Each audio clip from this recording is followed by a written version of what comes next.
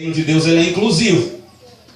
Ele não exclui pessoas. Ele não seleciona pessoas. Ele abraça e transforma a vida de todos. Ele gera mudança de alma, de pensamento, e faz do mais vil pecador um servo de Cristo. Aleluia por isso. No texto que foi escolhido para o tema deste retiro, 1 de Pedro 2,9, observe só o que esse texto diz, irmãos. Vocês, porém, são geração eleita, sacerdócio real. É interessante, eu fui dar uma pesquisada sobre o texto aqui, escolhido por vocês, e aí descobri que quando fala de sacerdócio real, o texto ele revela a excelência da graça. Por quê? Porque ele não diz que somos apenas sacerdotes, que Deus não nos instaura ou não nos institui apenas como sacerdotes, mas ele nos inclui no sacerdócio real. E isso tem um grande significado, porque não é apenas sacerdote, mas é sacerdote da linhagem real. Aleluia. Glória a Deus. Olha que interessante. Não é apenas sacerdócio, mas é sacerdócio da linhagem real. Glória a Deus, aleluia. Linhagem de quem? Quem é que nós temos na nossa linhagem ou na nossa descendência que é real? É o próprio Cristo. Porque ele vem como sacerdote, mas também vem como rei. E ele inclui-nos no seu reino, não apenas como sacerdotes, mas como sacerdotes de linhagem real. Glória a Deus. Aleluia. Você não é apenas um sacerdote. Você não exerce apenas o sacerdócio. Mas além de ser sacerdote, você é descendente de linhagem real. Aleluia. Tem outro texto que fala sobre isso também. Apocalipse capítulo 1, versículo 5 ao versículo 6. Vamos ler. Apocalipse capítulo 1, do versículo 5 ao versículo 6.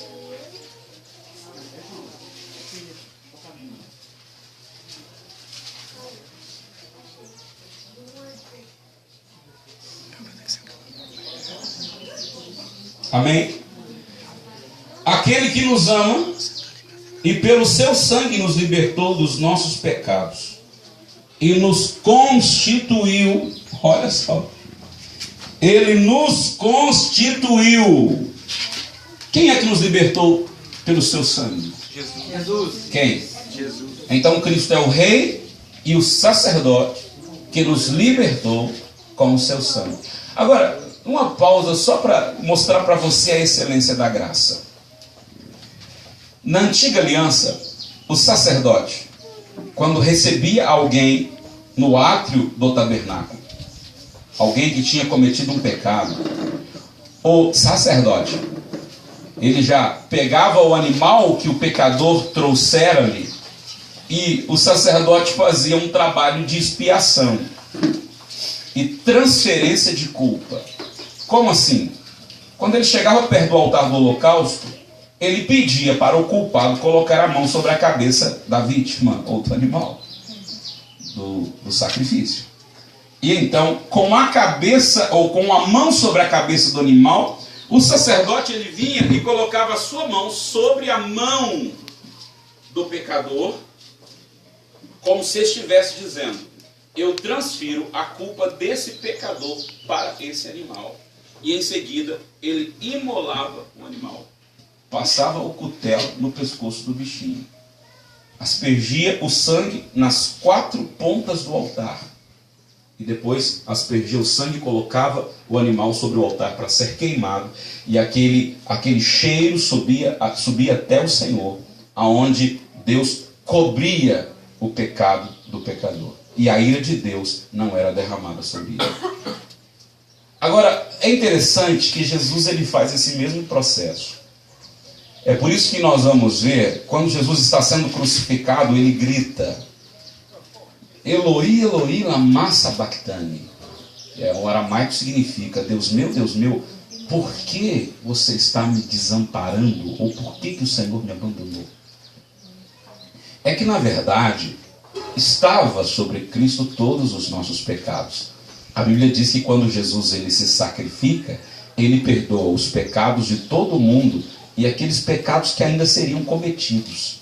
Então pense bem a responsabilidade e o peso que pairava sobre Cristo, que agora estava assumindo a nossa culpa. É por isso que o inocente morre como culpado, porque ele se faz pecador por nós. O Filho de Deus, sem pecado, se faz pecador por nós. E é por isso que ele se sente desamparado, porque todos os pecados sobre Cristo, o Pai não conseguia presenciar aquela cena. Imagine o coração do Pai, sabendo que ali estava seu Filho crucificado, levando sobre si todas as nossas transgressões. É por isso que lá em Isaías 53 vai dizer que o castigo que nos traz a paz estava sobre ele. E foi por causa das pisaduras dele que nós fomos sarados. Aleluia. É por isso que sem Cristo não há salvação. É por isso que Jesus ele vai declarar: eu sou o caminho, a verdade e a vida. Ninguém pode ir ao Pai se não for por intermédio de mim, porque fui eu que assumi o pecado de vocês. Meu Deus. Fui eu que levei a culpa de vocês. Eu assumi a transferência do vosso pecado. Então Jesus, rei, mas ao mesmo tempo sacerdote, transferindo a culpa do pecador para si mesmo. O que o sacerdote fazia lá no Antigo Testamento. E agora Jesus ele faz. E como seu sacrifício tem peso eterno, ele constitui quem ele quer como sacerdote. E é por isso que o texto aqui de Apocalipse, aquele que nos ama e pelo seu sangue nos libertou dos nossos pecados e nos constituiu. Ou seja, ele fez de nós. Ninguém é sacerdócio por capacidade própria. É por isso que o reino de Deus é dos humildes. E é por isso que nenhum de nós estamos aptos a bater no peito e achar que somos alguma coisa. Porque quem nos constitui não somos nós mesmos. Não há capacidade em nós.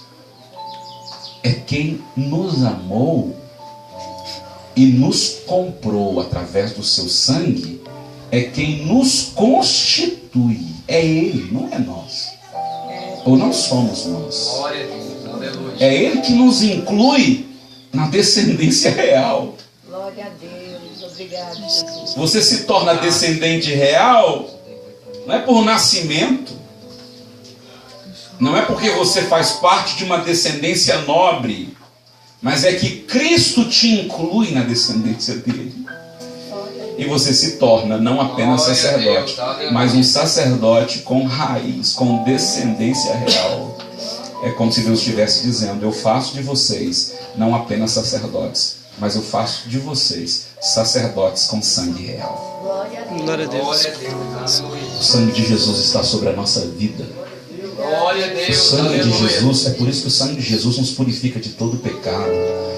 Porque o sangue de Jesus que foi derramado na cruz e tocou no altar de Deus, na exigência do sacrifício, nos purifica de todo pecado. Glória a Deus. Nos Aleluia. limpa, nos lava e nos torna aceitos diante de Deus, através da obra de Cristo. Então Ele, aquele que nos ama e pelo seu sangue nos libertou dos nossos pecados, Ele mesmo nos constituiu reino, sacerdotes para o seu Deus e Pai. Agora, interessante é que o texto vai dizer que nós fomos constituídos como sacerdotes para Deus. Fomos constituídos sacerdotes para Deus. Para quem? Para Deus. É aí que eu quero entrar no segundo ponto. Só para não esquecer o primeiro. Na lei, apenas homens pertencentes à tribo de Levi e descendentes de Arão, sem nenhum problema físico, poderiam ser sacerdotes. Na graça, todo nascido de Deus é um sacerdote. O segundo ponto é: na lei, os sacerdotes ofereciam animais em sacrifício. Na graça, como sacerdotes, devemos dedicar a nossa própria vida a Deus. Se na graça o sacerdote oferecia sacrifícios, animais, pombas, carneiros, ovelhas, eram sacrificadas mediante o pecado da pessoa. Se você ler Levítico, você vai perceber que para cada tipo de pecado havia uma exigência. Havia necessidade de que algo pudesse assumir a responsabilidade pelo pecado, pela culpa.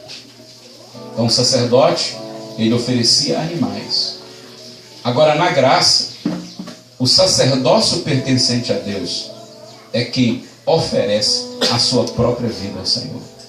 É por isso que não somos de nós mesmos, nós pertencemos ao Senhor. Glória a Deus. É por isso que a Bíblia diz que Jesus, ele comprou para si um povo exclusivo. Nós pertencemos ao Senhor, nós somos propriedade de Deus, nós não somos sacerdotes por nós mesmos. No texto que nós lemos de Apocalipse, o texto diz que nós fomos constituídos sacerdotes, mas para Deus. Foi sacerdotes para nós mesmos.